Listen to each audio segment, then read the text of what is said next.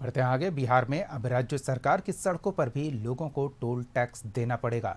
Bypass और बड़े पुलों पर टोल टैक्स को लेकर पथ उपयोगकर्ता शुल्क नियमावली 2026 को सरकार की ओर से मंजूरी दे दी गई है।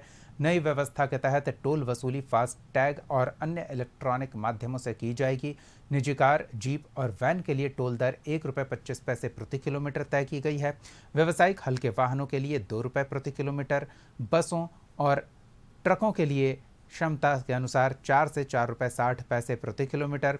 भारी निर्माण कार्य में उपयोग होने वाली मशीनरी पर सबसे अधिक ₹8.10 प्रति किलोमीटर का टोल लगेगा।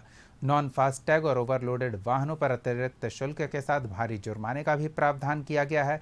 टोल दरों की सालाना समीक्षा होगी और छूट और रियायती पास की व्यवस्था भी लागू होगी। कैबिनेट की इस मंजूरी के बाद बिहार में राज्य सरकार की सड़कों पर भी एनएच के तर्ज पर टोल व्यवस्था लागू होने का रास्ता साफ हो गया है। राज्य सरकार की सड़कों पर भी अब टोल टैक्स लगेगा। नई नियमावली पर ये कैबिनेट में मंजूरी भी मिल गई है। और जैसे बिहार की बात कर ले तो बिहार में अब राज्य सरकार की सड़कों, बाईपास और बड़े पुलों पर भी टोल टैक्स देना होगा। राज्य के साथ कैबिनेट ने पथ उपयोगकर्ता शुल्क नियमावली 2026 को मंजूरी दे दी है। इसके साथ ही राष्ट्रीय राजमार्ग की तर्ज पर राज्य सरकार के राज्यों पर भी टोल वसूली का रास्ता अब साफ हो गया है।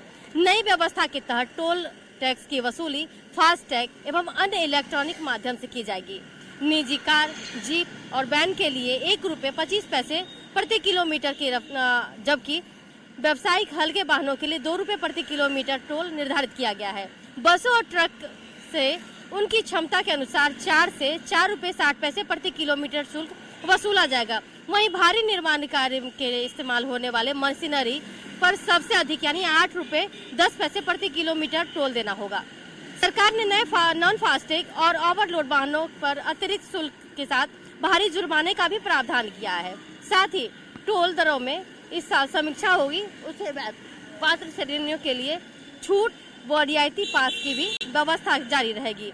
सरकार का कहना है कि इस व्यवस्था से सड़क अवसंरचना, रखरखाव और विकास के लिए संसाधन जुटाने में मदद मिलेगी। यानी कि जिस तरीके से नई नियमावली आई है, ऐसे में सड़क पर चलने वाले वाहनों का, यानी कि बिहार में राज्य सरकार की सड़क पर चलने वाले जो वाहन है, अलग अलग वाहन के अलग अलग जो है वो कीमत तय है और टैक्स देने होंगे। कैमरा पर्सन कृष्णा के साथ अंकिता सिंह, कशिश न्यूज, पटना।